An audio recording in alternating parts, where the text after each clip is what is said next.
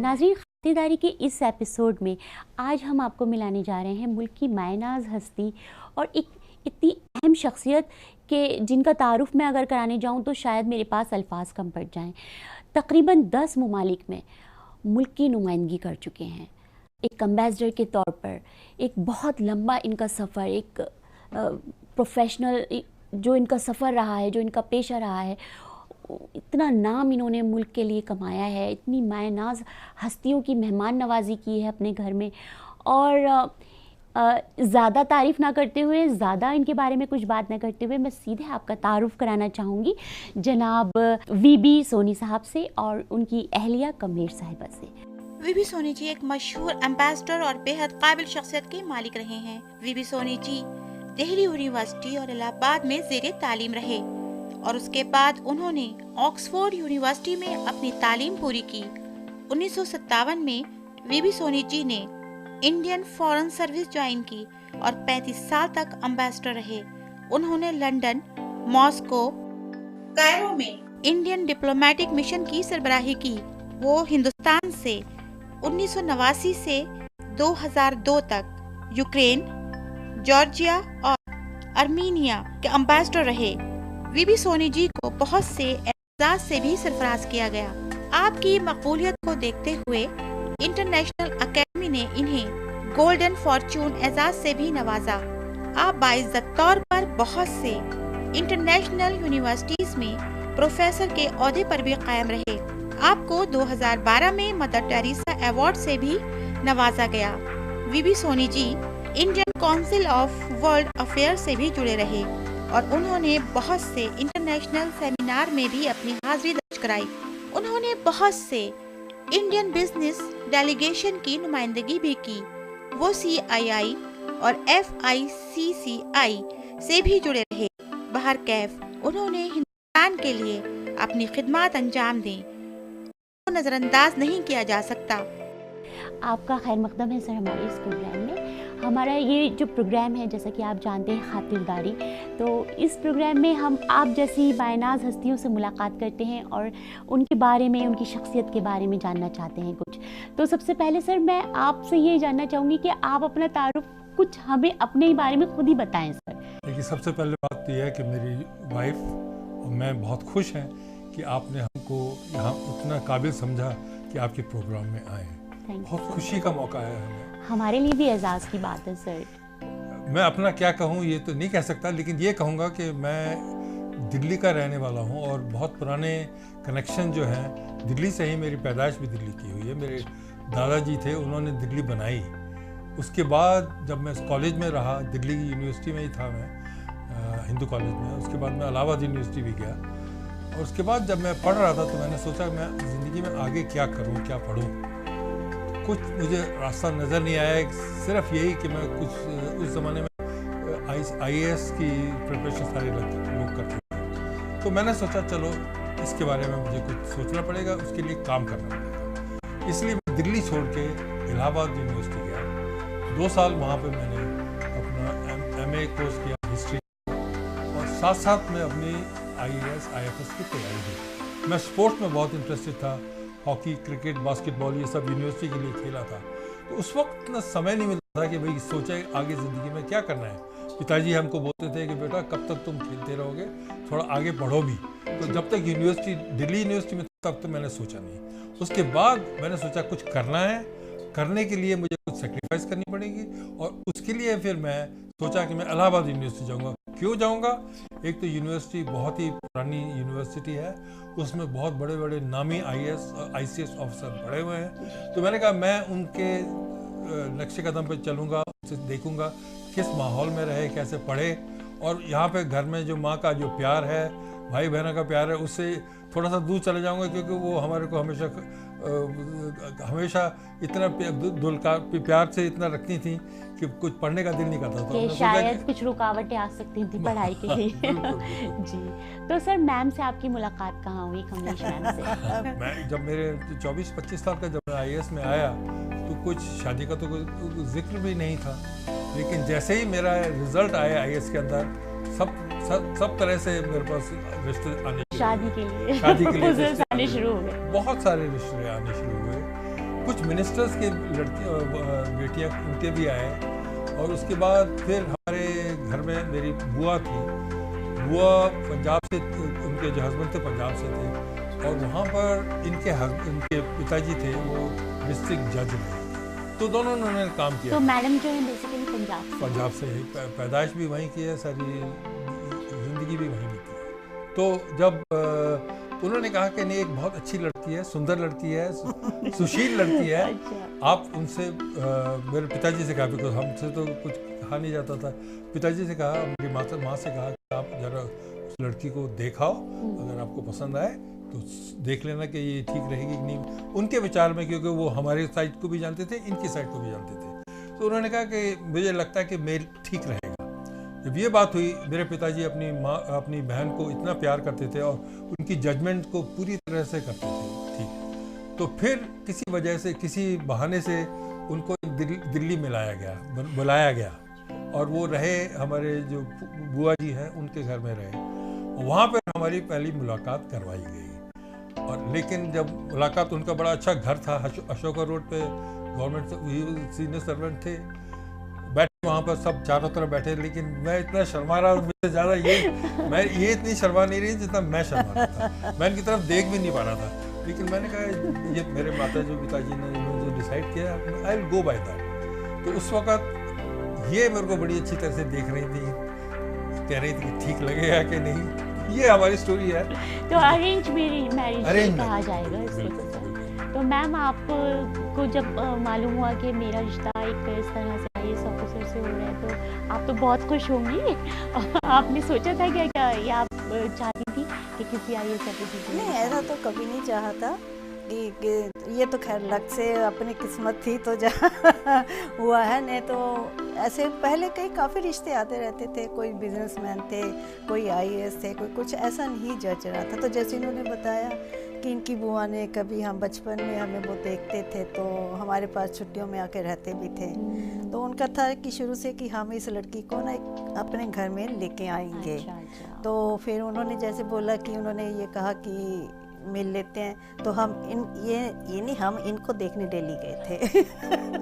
तो ma'am, sir का जो इतना लंबा सफ़र रहा है, ये सर डिप्लोमेट रहे हैं कितनी कंट्रीज़ में? 10 कंट्रीज़ में। सर आप बताना चाहेंगे कि कितनी कंट्रीज़ में आप रहे हैं? हाँ, 10 कंट्री। और मैम आपके साथ रही हैं वहाँ हमेशा, शुरुआत, बल्कि शादी के बाद ही हम गए बाहर। तो सर आप कहाँ किस कंट्रीज? पहले जब हम गए, हम पहले पोस्टिंग थी हमारी मॉस्को के अंदर, उसके बाद हम इजिप्ट अल-काहिरा वहाँ गए, उसके बाद फिर दिल्ली पोस्टिंग हो गई। दिल्ली पोस्टिंग के बाद इंटरेस्टिंग चीज़ ये है कि मुझे ऑक्सफोर्ड यूनिवर्सिटी भेजा गया, कोई स्पेशल कोर्स इंटरनेशनल रिलेशंस के लिए।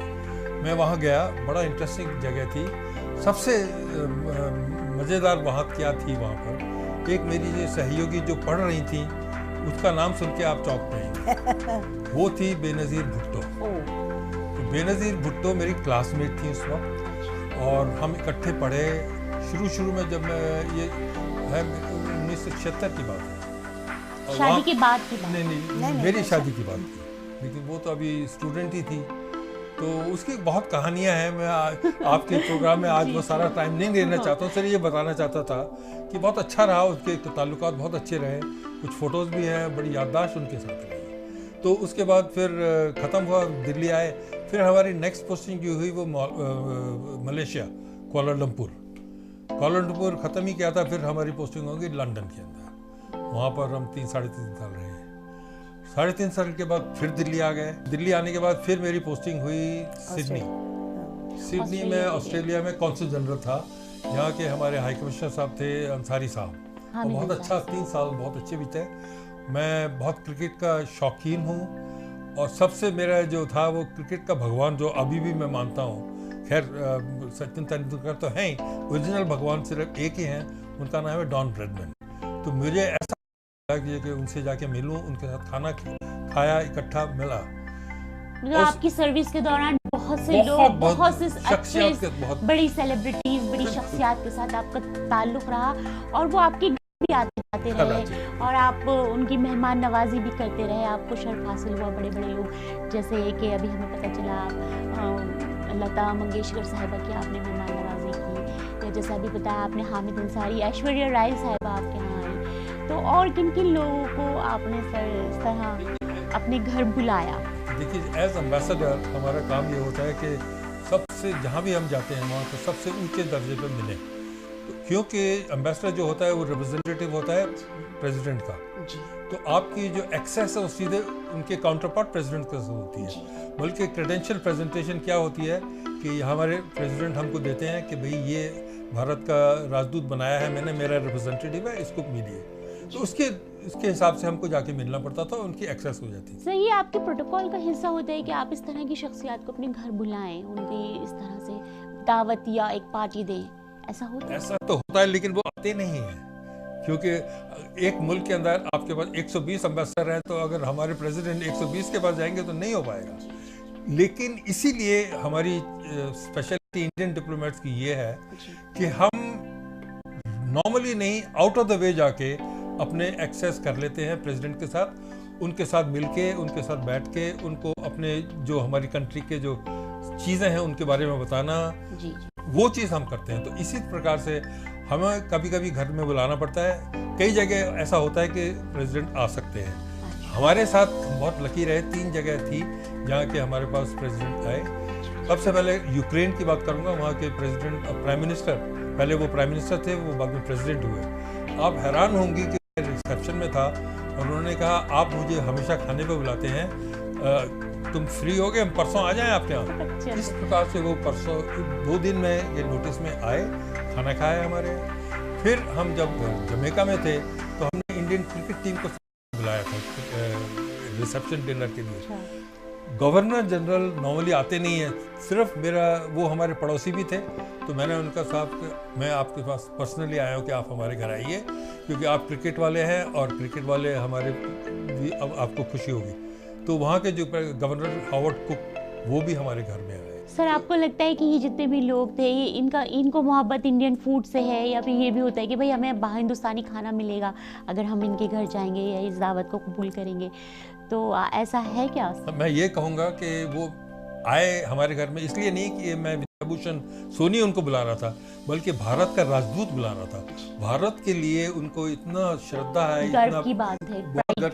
तो वो कहते हैं चलिए, अगर आपने जो मुल्क जिसने कि महात्मा गांधी दिए हैं, जवाहरलाल नेहरू जैसे दिग्गज दिए हैं, तो वो आएंगे, तो जब उनका अफेक्शन, लव के हमारी कंट्री के बारे में। और इस सब में मैम का एक काफ़ी बड़ा रोल है कि मेहमान जब घर आते हैं तो खातिरदारी करना, खाना बनाना सबसे बड़ी बात, तो आप सर हेल्प करते थे मैम? सबसे पहले मैं बताऊँ मैं ये कहूँगा कि कोई भी डिप्लोमेट हो, उसकी सक्सेस सिर्फ और सिर्फ उनकी वाइफ की वजह से होती है। आप कुछ बताइए, जब आपके घर मेहमान आते थे, आप किसी भी कंट्री में होती थी, जब वहाँ मेहमान आते थे तो आप किस तरह उनकी खातिरदारी करती थी? या और ये भी है मैम कि वहाँ पे तो आपके पास भी नहीं थे, भी नहीं थे, तो आप अकेले कैसे मैनेज कर लिया करती थी? सर्वेंट्स एक को हमको अलाउड था, एक को तो हम रखते थे साथ में, लेकिन वो इंडियन तो नहीं होते? नहीं, इंडियन यहाँ से लेके जाते थे, पर वहाँ के लोकल भी थे, वो भी काफ़ी हेल्प कर लेते थे, ऐसी बात नहीं है। और खाना तो खुद ही बनाना पड़ता था, तो काफ़ी लोग मतलब कि कभी तो ये इनवाइट कर लेते थे, कितने लोग 60 में बताती, जैसे जितने ये बोलेंगे अच्छा कितने लोग आ रहे हैं, थोड़ा सा 5-10 लोग, 15-20 लोगों का ज़्यादा बन जाता तो ठीक है, 60 के करीब आएंगे, चाहे हो सकता कम भी आ जाए, इतने से तो ज़्यादा नहीं होता। एक बार आते हैं 120 लोग आते 120 तो बहुत होते हैं। नहीं सर, ये तो खाना कम पड़ गया था, और जगह भी घर में इतनी नहीं थी ना कि लोग बालकनी में खड़े हैं, किचन में खड़े हैं, ड्राइंग सीढ़ियों में बैठे हैं। क्या उनको ये लगता था कि आपके घर जा रहे हैं, वहाँ बहुत अच्छा खाना खाने को ये मिलेगा भी था उनको, हाँ, तो वो जरूर ही जाते थे, या उनको लगता था कि भाई खाना आज खाना है तो सोनी सर? हाँ, ये तो रहता था उनको। सर, आपने इतने लोगों की मेहमान नवाजी की है, आज हम देखना चाहते हैं कि आज आप हमारे लिए क्या करेंगे, हमारी मेहमान नवाजी किस तरीके से करेंगे, और आज हमें आप क्या पका के खिलाएंगे अपने हाथ से? देखिए, ऐसा है कि मेरी एक्सपर्ट ये है, कभी भी जाओ सोच कर दो, जब कोई प्रॉब्लम होगी मैं एक आध चीज बनाता हूँ। वो चलते हैं आपके किचन की तरफ और देखते हैं आपकी क्या तैयारियां हैं हमारे लिए, हमारे इस शो खातिरदारी के लिए।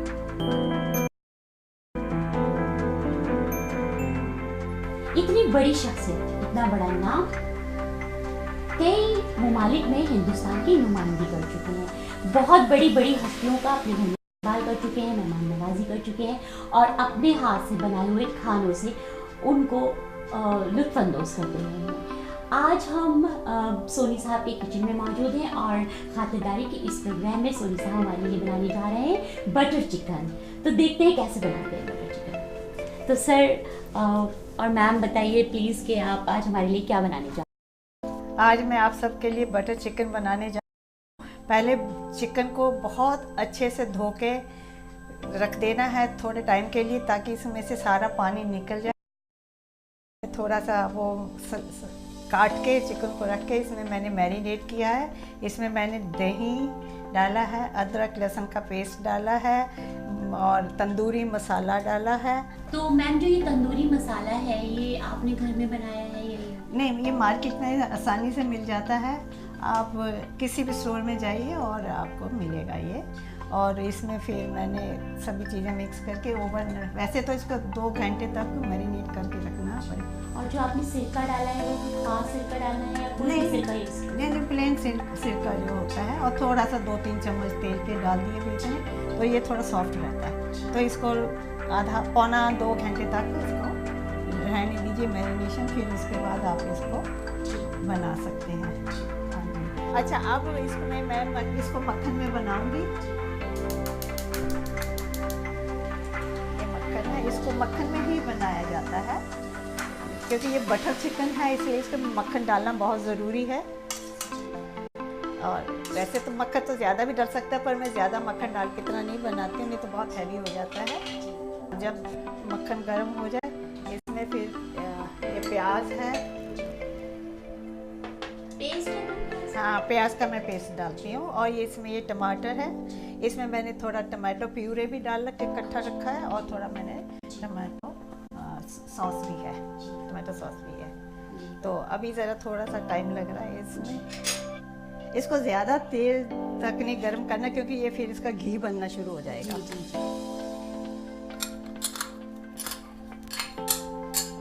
अभी ज़रा बस ये इसमें ये मैंने प्याज डाला है जी।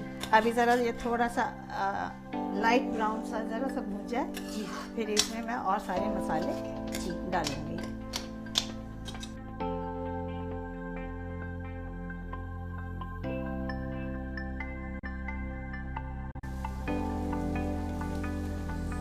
इसके बाद क्या करोगे? अच्छा, इसके बाद मैं अभी इसका ये टमाटो पेस्ट है, अभी मैं डालूंगी। इसमें मैंने टमाटो प्यूरे डाला है, टमाटो सॉस डाला है, और फ्रेश टमाटो को पीसा है कटकर।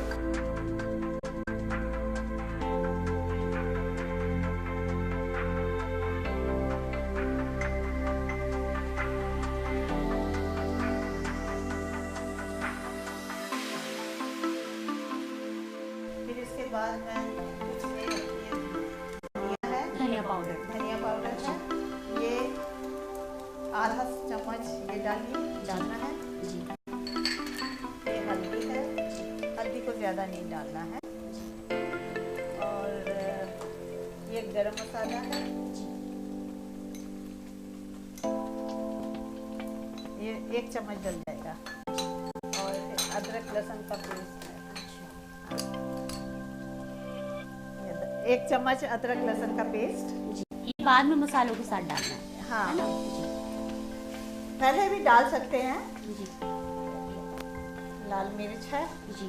और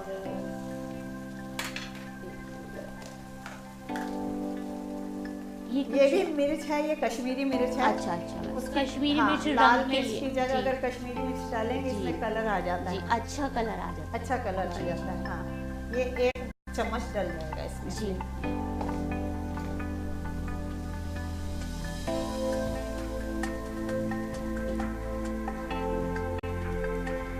अच्छा, इसके बाद आप चिकन को ऐड कर दीजिएगा जी। चिकन है, ये जितना भी इसके अंदर पानी जो भी होगा जी। ये साथ में डाल देना जी। काफी स्वाद इसका इसकी जो मसाले ग्रेवी इसी में आता है। जी जी।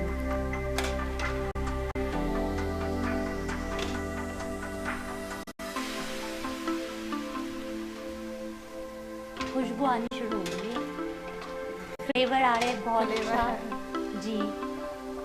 इंडियन कुकिंग में फ्लेवर बहुत जरूरी जी है। जी जी, लोग वो वही उसी के पसंद करते दीवाने हैं हैं। सर, सब पूरी दुनिया।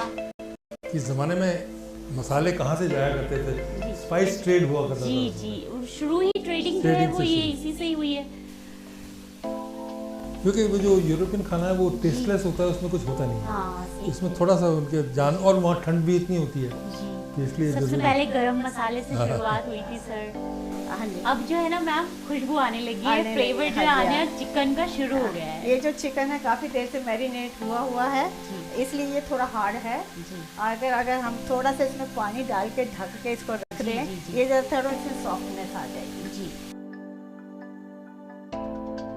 मैं तो ये कहता हूँ कि जब हम जाते हैं बाहर मुल्कों में और जब खाने के लिए आते हैं तो जो अरोमा जो आता है किचन में से वही खींच लेता है उनको। हिंदुस्तानी खानों की जो खुशबू है वो उसकी खासियत जो है मसाले मसाले और इनकी उनका जो- आधा जो जो जो जितना भी वो टेस्ट बड होते हैं वो एक्टिवेट हो जाते हैं जी जी शुरू से। उसको उनको रिझाना पड़ता है, उनको अट्रैक्ट करने के लिए ही मसाले बनाए गए हैं। कुछ लोग मुझसे पूछते हैं कि भाई आप इतने गर्म देश से हो फिर भी मसाले इतने ज़्यादा डालते हो या गरम मसाला या, तो उसका जवाब है, गर्मियों में बॉडी हीट को निकालने के लिए ही हमारे जो मसाले होते हैं हम उनको खाएंगे तो जितनी भी बॉडी हीट होगी वो बाहर निकलेगी, वो पसीने की तरह से आएगी और आपके अंदर जितनी भी इम्प्योरिटीज है वो भी निकल जाएंगी।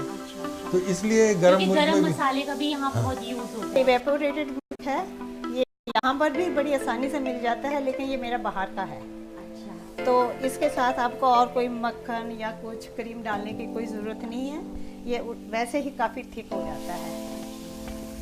अब ये थोड़ी देर में काफ़ी थिक हो इसका जाएगा। कलर भी आना शुरू हो गया है। यहाँ कितना खूबसूरत है इसका। ये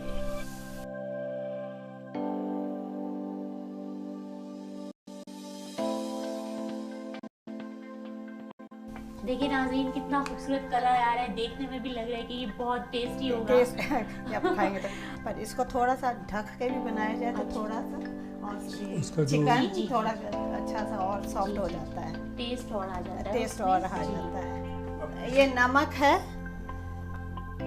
क्योंकि मैंने नमक उसमें भी डाला था बेक करने के टाइम, लेकिन उस टाइम थोड़ा कम डाला था। जी इसको ढक दें।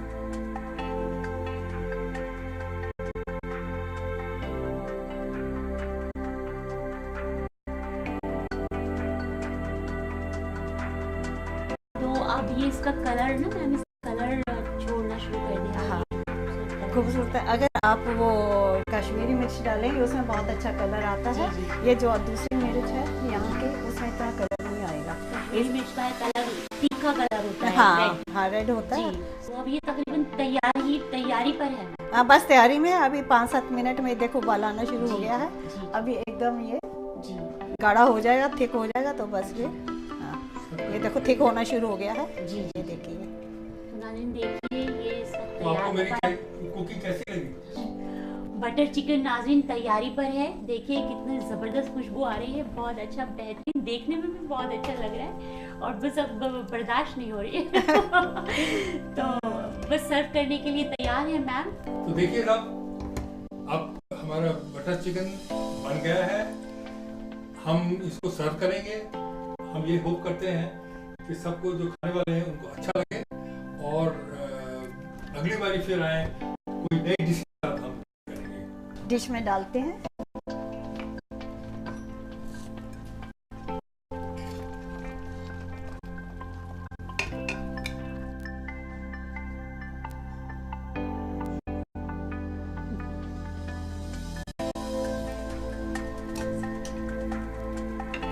खाना तैयार हो गया है, तो अब समय है कि हम जाके खाने पे बैठे हाँ। डाइनिंग टेबल के ऊपर। डाइनिंग टेबल की तरफ चलते हैं। तो नाज़रीन दस्तरखान तैयार है। जैसा कि आप देख रहे हैं कि यहाँ सिर्फ बटर चिकन ही नहीं है, सर ने हमारे लिए बहुत सारे खानों का एहतमाम किया है और खुशबुएं इस कदर अच्छी और लजीज पकवानों की आ रही हैं। और यहाँ मौजूद है ज़ीरा राइस है, आलू गोभी की सब्ज़ी है और मैडम ये शाही पनीर है, दाल है, पूरियाँ हैं, खीर है, इतना सारा खाना हमारे लिए। मैम ने सलाद भी तैयार किया हुआ है बहुत अच्छा सा, बल्कि इसको देख के मुझे लग रहा है कि रेस्टोरेंट से भी अच्छा, बहुत अच्छा खाना बनाती है मैम। और नहीं ऐसी बात नहीं है, खाएंगे तो फिर हमें बताइएगा कि कौन सा है। तो फिर शुरुआत करते हैं। हाँ शुरुआत, प्लीज प्लीज। तो सर प्लीज आप, मैम आप सर्व कीजिए, सर को सर्व कीजिए। Thank you. हमारे प्रोग्राम की चीफ गेस्ट दुआ से अब आपको मैम मैं ले लेती हूँ।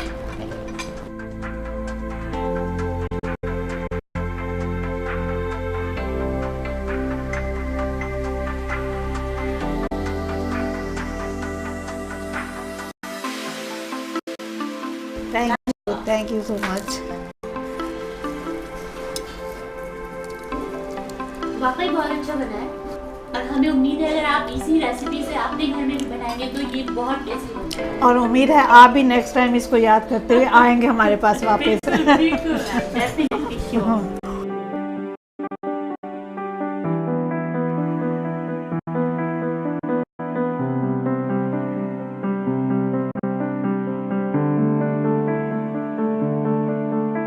तो नाज़रीन, आज आपने देखा जनाब बीबी सोनी साहब और उनकी बेगम, उनकी अहलिया कमरेश साहिबा ने किस तरह हमारी खातिरदारी की और किस तरह हमारी मेहमान नवाजी की। मुझे उम्मीद है हमारे साथ साथ आप भी इन दोनों की मेहमान नवाजी के कायल हो गए होंगे। तो अब इजाज़त दीजिए, इंशाल्लाह नेक्स्ट टाइम हम फिर हाजिर होंगे आपके साथ खातिरदारी में एक नई शख्सियत।